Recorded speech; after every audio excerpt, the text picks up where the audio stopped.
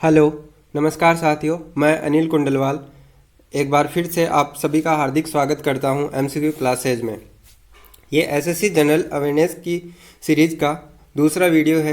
यदि आपने अभी तक पहला वीडियो नहीं देखा तो ऊपर राइट कॉर्नर में आई बटन पर क्लिक करके आप वो देख सकते हैं। तो चलिए शुरू करते हैं आज का पहला क्वेश्चन। पहला क्वेश्चन है, जनवरी 2020 में किस राज्य विधानसभा ने राष्ट्रीय प्रतीक और राजकीय फोक्सटेल ऑर्किड रिंकोस्टिलिस रेटुसा को मिलाकर एक नया लोगो अपनाया है?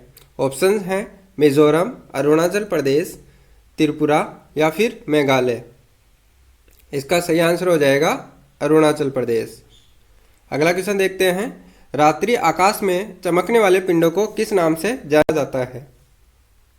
इसके ऑप्शंस हैं खगोलीय पिंड, उल्का पिंड, तारामंडल या फिर क्षुद्र ग्रह, जिसको एस्टेरॉइड्स के नाम से भी जाना जाता है। तो इसका सही आंसर हो जाएगा फर्स्ट ऑप्शन है खगोलीय पिंड।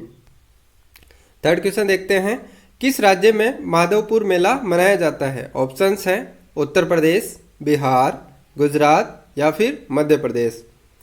तो इसका सही आंसर हो जाएगा गुजरात। अगला क्वेश्चन देखते हैं, विंग्स इंडिया 2020 का आयोजन किस हवाई अड्डे पर हुआ? ऑप्शन है विजयवाड़ा हवाई अड्डे पर, बेगमपेट हवाई अड्डे पर, राजमुंद्री हवाई अड्डे पर या फिर वारंगल हवाई अड्डे पर। तो इसका सही आंसर हो जाएगा बेगमपेट हवाई अड्डे पर। बेगमपेट हवाई अड्डा है कहाँ पे? तो ये हवाई अड्डा याद रखना है, हैदराबाद में स्थित है। अगला क्वेश्चन देखते हैं, निम्नलिखित में से किसे पहले द लेडी विलिंगटन पार्क के रूप में जाना जाता था? ऑप्शन है डियर पार्क को, लोधी गार्डन्स को, बुद्ध जयंती पार्क को या फिर मुगल गार्डन्स को। तो इस क्वेश्चन का सही आंसर हो जाएगा ब लोधी गार्डन्स को। अब ये है कहाँ पे? तो ये दिल्ली में स्थित है।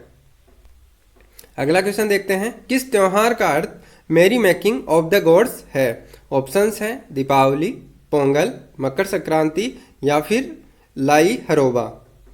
तो इस क्वेश्चन का सही आंसर हो जाएगा लाई हरोबा। अगला क्वेश्चन देखते हैं, हर्यक वंश का शासक अजातशत्रु किसका पुत्र था? ऑप्शंस हैं अनिरुद्ध, उदयीन, बिंबिसार या फिर नागा दशक। तो अजातशत्रु है वो बिंबिसार का पुत्र था। अगला क्वेश्चन देखते हैं, निम्नलिखित में से कौन कशेरुकी प्राणी नहीं है? ऑप्शन है पक्षी, स्तनधारी, मछली या फिर घोंगा। तो इसका सही आंसर हो जाएगा घोंगा। अगला क्वेश्चन देखें, बॉम्बे, जिसे अब मुंबई के नाम से जाना जाता है, गेटवे ऑफ इंडिया की आधारशिला किस वर्ष रखी गई थी? इसके ऑप्शंस हैं 1913 में, 1920 में, 1905 में या फिर 1915 में। तो इसका सही आंसर हो जाएगा 1913 में। और ये बनके कब तैयार हुआ था? ये 1924 में बनके तैयार हुआ था। अगला देखें, कर्नाटक के किस जिले में ब्रह्मगिरी वन्यजीव अभयारण्य स्थित है? ऑप्शन है उडुपी, मंड्या, कोडागु या फिर हसन। तो इसका सही आंसर हो जाएगा कोडागु जिले में। अगला क्वेश्चन देखते हैं, निम्नलिखित में से कौन सिरके का प्रमुख घटक है? ऑप्शन है citric acid, acetic acid, lactic acid या फिर नाइट्रिक एसिड। तो इसका सही आंसर हो जाएगा एसिटिक एसिड। अब देखते हैं, भौतिकी का कौन सा नियम बताता है कि जब दो विद्युत आवेशों के बीच की दूरी दोगुनी हो जाती है तो उनके बीच बल उनके पूर्व मान को चौथाई तक कम हो जाता है? ऑप्शन देखते हैं पास्कल का नियम, हुक का नियम, स्टीफन का नियम या फिर कूलाम का नियम। तो इसका सही आंसर हो जाएगा कूलाम का नियम। इसके अकॉर्डिंग F इजिकल टू क्या होता है? K Q1 Q2 upon R square. यहाँ पे Q1 और Q2 जो आवेश हैं वो है और R है वो इन दोनों के बीच की डिस्टेंस है। ये हर में है तो आप इनके बीच की दूरी को दोगुनी करेंगे, यानी R की जगह 2R करेंगे तो फिर उसका स्क्वायर 4R हो जाए, R स्क्वायर हो जाएगा। लेकिन ये हर में है तो जो पहले वाला मान है उसका 1/4 हो जाएगा। अगला क्वेश्चन देखते हैं, बोरा गुफाएं भारत के पूर्वी तट पर निम्नलिखित पहाड़ियों में से किस पहाड़ी पर स्थित है? ऑप्शंस की बात करें, हॉर्सले, अनंतगिरी, नागरी या फिर नल्लामाला पहाड़ी। तो इसका सही आंसर हो जाएगा अनंतगिरी पहाड़ी पर स्थित है। अगला क्वेश्चन देखें, 2019 की ब्रांड फाइनेंस नेशन रैंकिंग में भारत का कौन सा स्थान था? ऑप्शन है तीसरा, पांचवा, छठा या फिर सातवां स्थान। तो ये याद रखना है, सातवां स्थान था। 40वां क्वेश्चन देखते हैं, जनवरी 2020 में गृह मंत्री अमित शाह ने कर्मयोद्धा ग्रंथ नामक पुस्तक का विमोचन किया। यह पुस्तक किसके जीवन पर आधारित है? ऑप्शंस हैं जवाहरलाल नेहरू, सरदार वल्लभ भाई पटेल, नरेंद्र मोदी या फिर महात्मा गांधी। तो इसका सही आंसर हो जाएगा नरेंद्र मोदी। और बुक का भी अपने को नाम याद रखना है, कर्मयोद्धा ग्रंथ। अगला क्वेश्चन देखते हैं, पुरातत्ववेत्ता आर नागास्वामी को किस देश द्वारा रजत जयंती अंतर्राष्ट्रीय कला सम्मेलन में सम्मानित किया गया? ऑप्शन है बांग्लादेश, चीन, नेपाल या फिर भूटान। तो इसका सही आंसर हो जाएगा बांग्लादेश द्वारा। अगला क्वेश्चन देखें, किस देश में प्रतिष्ठित हेस्टिंग्स अंतर्राष्ट्रीय शतरंज कांग्रेस का 95वां संस्करण आयोजित किया गया था? इसके ऑप्शंस हैं ऑस्ट्रेलिया, बेल्जियम, फ्रांस या फिर इंग्लैंड। तो इसका सही आंसर है इंग्लैंड। इंग्लैंड में 95वां संस्करण आयोजित किया गया था। अगला क्वेश्चन देखते हैं, टोक्यो ओलंपिक 2020 के लिए क्वालिफाई करने वाले पहले भारतीय घुड़सवार कौन बने? ऑप्शंस हैं सहज सिंह विर्क, अमित सिंसीवार, अमर सरीन या फिर फवाद मिर्ज़ा। तो इसका सही आंसर हो जाएगा फवाद मिर्ज़ा।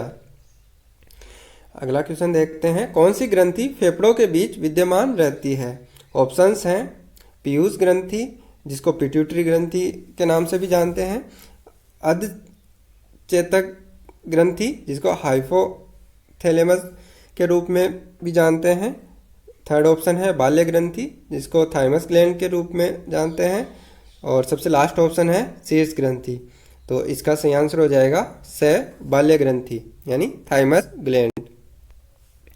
अगला क्वेश्चन देखें, जब हम प्याज काटते हैं तो सिंथेज एंजाइम प्याज के अमीनो एसिड सल्फोक्साइड को किस एसिड में परिवर्तित करता है? ऑप्शंस हैं सल्फेनिक एसिड में, नाइट्रिक एसिड में, सल्फ्यूरिक एसिड में या फिर साइट्रिक एसिड में। तो इसका सही आंसर हो जाएगा सल्फेनिक एसिड में परिवर्तित करता है। अगला क्वेश्चन देखें, उद्योग 4.0 एक जटिल साइबर भौतिकीय प्रणाली है जो डिजिटल प्रौद्योगिकियों के साथ उत्पादन में सहयोग करती है। रेल मंत्रालय और विज्ञान एवं प्रौद्योगिकी विभाग ने उद्योग 4.0 पर एक अनूठी परियोजना आरंभ करने के लिए किस संस्थान के साथ साझेदारी में हाथ मिलाया है? इसके ऑप्शंस हैं आईआईटी दिल्ली के साथ, आईआईटी मद्रास के साथ, आईआईटी कानपुर के साथ और सबसे लास्ट ऑप्शन है आईआईटी बॉम्बे के साथ। तो इसका सही आंसर हो जाएगा आईआईटी कानपुर के साथ। अब इसमें साझेदार कौन है? रेल मंत्रालय, विज्ञान एवं प्रौद्योगिकी विभाग और आईआईटी कानपुर। अगला क्वेश्चन देखें, वैश्विक निवेशक सम्मेलन ASCEND 2020 का आयोजन किस राज्य में किया गया था? ऑप्शंस हैं महाराष्ट्र, राजस्थान, केरल या फिर गुजरात। तो इसका सही आंसर है केरल में। अगला क्वेश्चन देखते हैं, निम्नलिखित में से कौन नंद वंश का अंतिम शासक था? ऑप्शन है गणानंद, पांडुका, गोविसाणक या फिर केवर्ध। तो इसका सही आंसर हो जाएगा गणानंद। एसएससी की हर एग्जाम में वंश से रिलेटेड एक ना एक क्वेश्चन पूछा जाता है, या तो वो जो वंश स्टार्ट हुआ था कि उसकी स्थापना किसने की थी, या फिर अंतिम शासक कौन था उसके बारे में जरूर पूछता है। तो अपने को ये याद रखने हैं। अगला क्वेश्चन देखते हैं, खादी एवं ग्रामोद्योग आयोग KVIC ने पहला रेशम प्रसंस्करण संयंत्र सिल्क प्रोसेसिंग प्लांट किस राज्य में खोला है? ऑप्शंस हैं महाराष्ट्र, गुजरात, तमिलनाडु या फिर कर्नाटक। तो इसका सही आंसर हो जाएगा गुजरात में। आज का लास्ट क्वेश्चन देखते हैं। 50वें दादा साहेब फाल्के पुरस्कार में से किसे सम्मानित किया गया? ऑप्शन है अनुपम खेर को, अमिताभ बच्चन को, सैयद कमल हासन को या फिर नसरुद्दीन शाह को। तो इस क्वेश्चन का आंसर अपने को सबको पता है, ये अमिताभ बच्चन को दिया गया है। चलिए दोस्तों, आज के लिए बस इतना ही। हो सकता है ये वीडियो की स्पीड थोड़ी सी ज़्यादा होगी, लेकिन एसएससी में अपने को जनरल अवेयरनेस के लिए टाइम बहुत कम मिलता है, तो आप दोबारा से देख सकते हैं इस वीडियो को। यदि ये वीडियो अच्छा लगा हो तो लाइक करें, अपने दोस्तों के साथ ज़्यादा से ज़्यादा शेयर करें और इस चैनल को सब्सक्राइब ज़रूर कर लें, ताकि आगे आने वाले वीडियोज़ के नोटिफिकेशन आपको सबसे पहले प्राप्त हो जाए। थैंक यू, धन्यवाद।